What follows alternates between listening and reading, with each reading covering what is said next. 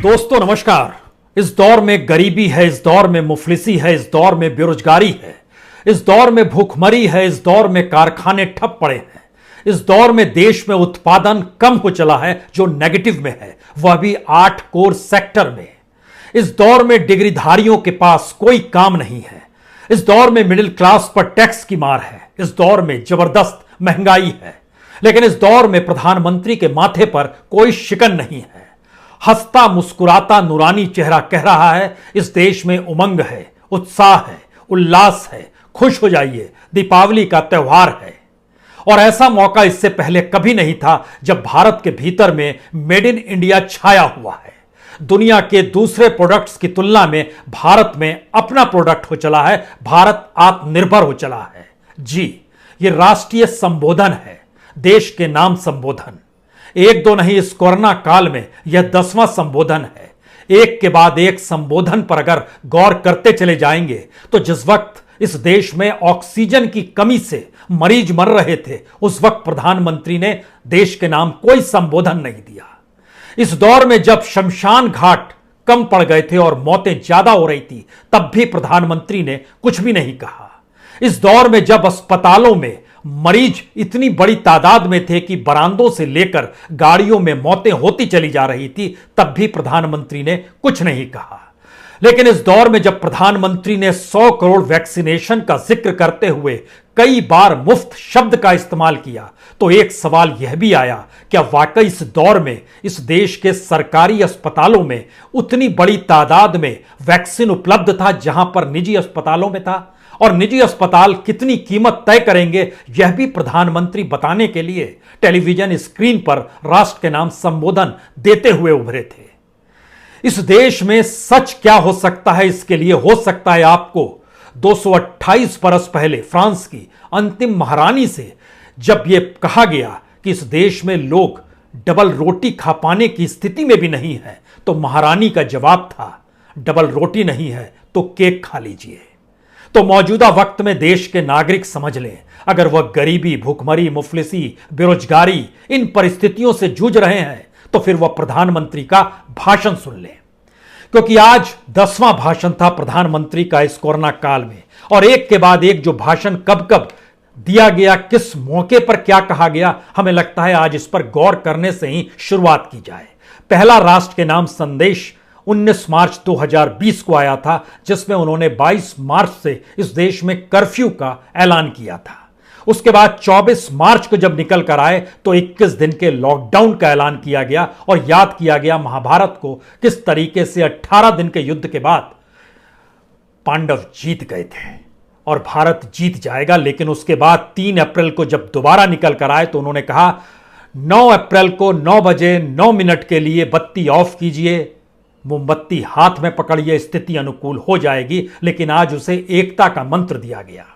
14 अप्रैल को चौथी बार आए, उन्होंने 3 मई तक लॉकडाउन को बढ़ा दिया। 12 मई को 5वीं बार आए तो आत्मनिर्भरता और उसके अभियान का जिक्र करते हुए 20 लाख करोड़ के पैकेज का ऐलान किया गया। यह अलग मसला है कि जब उस पैकेज को अर्थ दृष्टि से जोड़ा गया तो पता चला सरकार ने सिर्फ 2.5 लाख करोड़ रुपए ही खर्च किए हैं। बाकी सब इधर उधर पैसा घुमाते हुए बजट जिस तरीके से इस देश में पेश किया जाता है, वैसा ही यह पैकेज 20 लाख करोड़ का था। छठा भाषण राष्ट्र के नाम संदेश उनका 30 जून को आया और जानकारी दी गई कि अब अन्न योजना जो 5 किलो मुफ्त अनाज दिया जाता है, उसको नवंबर तक बढ़ाया जा रहा है। स्थिति जो भूख से तड़प रहे हैं उनकी नाजुक है, हम मुफ्त अनाज देंगे। और इस ऐलान के साथ देश को अनलॉक करने की जानकारी भी दी गई। 20 अक्टूबर को जब उसके बाद आए तो जागरूक करने के लिए आए और इस बात की जानकारी देने आए कि कोरोना की दवाई जब तक नहीं बन जाती तब तक ढिलाई होनी नहीं चाहिए। उसके बाद 8वीं बार अप्रैल 2021 यानी 2021 में पहली बार अप्रैल में निकलकर सामने आए और देश को लॉकडाउन से बचाने के लिए, क्योंकि परिस्थिति गंभीर धीरे धीरे हो रही थी, उस वक्त उन्होंने बहुत साफ तौर पर कहा कि आखिरी विकल्प के तौर पर ही लॉकडाउन को अपनाइए, क्योंकि इस देश की अर्थव्यवस्था डामाडोल हो चली थी, इकोनॉमी पटरी से उतर गई थी, सरकार के पास पैसा नहीं, टैक्स से पैसा आ नहीं रहा था, चाहे वो जीएसटी हो चाहे वो डायरेक्ट टैक्स हो। इस बीच में लोगों ने अपना पीएफ का पैसा भी निकालना शुरू कर दिया, यानी भविष्य निधि योजना से भी लोगों ने बड़ी तादाद में पैसा निकालना शुरू किया। 9वीं बार 7 जून को आए और अप्रैल से जून के बीच में जो इस देश ने परिस्थितियों को देखा, दिल्ली जैसी जगह पर एम्स तक का फेल होना, अस्पतालों में जगह न मिलना, ऑक्सीजन की कमी से मौतों का होना, इन तमाम परिस्थितियों ने समूचे देश को नहीं, भारत की परिस्थितियों को लेकर गंगा किनारे लाशों से पटी हुई परिस्थिति की तस्वीरें जब दुनिया में छपी तो समूची दुनिया भारत को देखकर खौफजदा हो गई। कोई इंफ्रास्ट्रक्चर नहीं है, एक ऐसी परिस्थिति है जहां गवर्नेंस गायब है। और इन परिस्थितियों के बाद जब 7 जून को वो निकल कर आए तो उन्होंने सिर्फ इतना कहा, वैक्सीन की जिम्मेदारी केंद्र ले रहा है, राज्य सरकार ना करें, और 18 बरस से ऊपर वालों को फ्री ऑफ कॉस्ट वैक्सीन दी जाएगी, लेकिन सिर्फ सरकारी अस्पतालों में, प्राइवेट में नहीं। और इन परिस्थितियों के साथ आज जब वो निकल कर आए तो उन्होंने 100 करोड़ वैक्सीन दिए जाने का जश्न मनाया। यह अलग अलग मसला है कि इस देश में सिर्फ 30% लोग ही हैं जिन्हें दोनों डोज मिले हैं, 70% ऐसे हैं जिन्हें एक डोज मिला है और बाकियों को डोज नहीं मिला है या भी दूसरे डोज का इंतजार कर रहे हैं।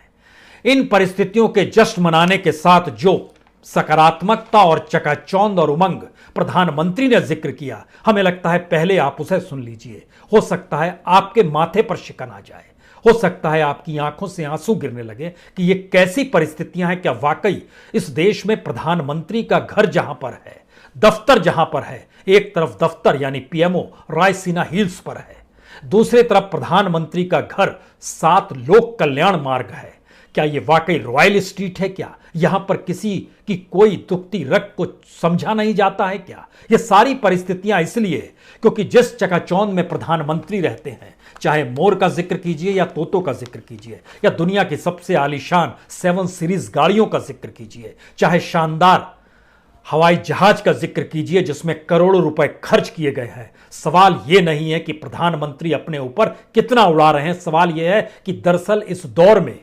प्रधानमंत्री देश के लोगों से कट गए हैं क्या, और सिर्फ संवाद है उनके पास उस दर्द और उस घाव पर मलहम की जगह जिस तरीके से वह अपने चकाचौंध के मलहम को परोसना चाहते हैं। हो सकता है वो राष्ट्रीयता से ओतप्रोत हो सकता है उसमें जो लेप लगाया जा रहा हो उसमें बार बार देश का जिक्र करते हुए प्रधानमंत्री अपने संवाद को कह रहे हो, लेकिन जो लोग इस देश में परिस्थितियों को देख रहे हैं, समझ रहे हैं, जरा समझिए। प्रधानमंत्री ने अपने भाषण में कहा, रिकॉर्ड निवेश हो रहा है, यानी दुनिया का पैसा भारत में खूब आ रहा है।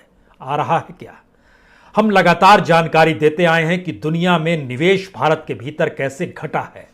डॉलर जो भारत के पास जमा था वो बढ़ा जरूर है, लेकिन दुनिया में किसी भी देश में जो जमा पूंजी होती है, जब वो सिर्फ बढ़ती चली जाती है और इकोनॉमी डामाडोल हो और उसमें आपकी विकास दर नेगेटिव में हो, आपका कोर सेक्टर नेगेटिव में हो, आपके यहां बेरोजगारी चरम पर हो, तो इसका मतलब है कि आपकी इकोनॉमी में कोई सक्रियता नहीं है।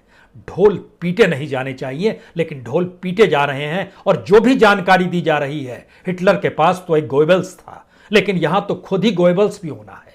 और अपने तौर पर इस देश की राजनीतिक सत्ता उस मेन स्ट्रीम मीडिया की रगों में दौड़ती है जो फैक्ट्स बताने से चूकती है, बताना नहीं चाहती है, या सिर्फ उसी भाषण को बार बार दोहराना चाहती है। रिकॉर्ड निवेश हुआ है, स्टार्टअप जबरदस्त शुरू हुआ है, जबकि सच यह है इस देश के भीतर में स्टार्टअप इस कोरोना काल में जिस बड़ी तादाद में बंद हुआ, दुनिया में ऐसा कोई देश नहीं मिलेगा जहां तकरीबन 2.5 लाख से ज्यादा कंपनियां बंद हो गई। जो स्टार्टअप शुरू हुए थे उसमें 40% स्टार्टअप पूरी तरीके से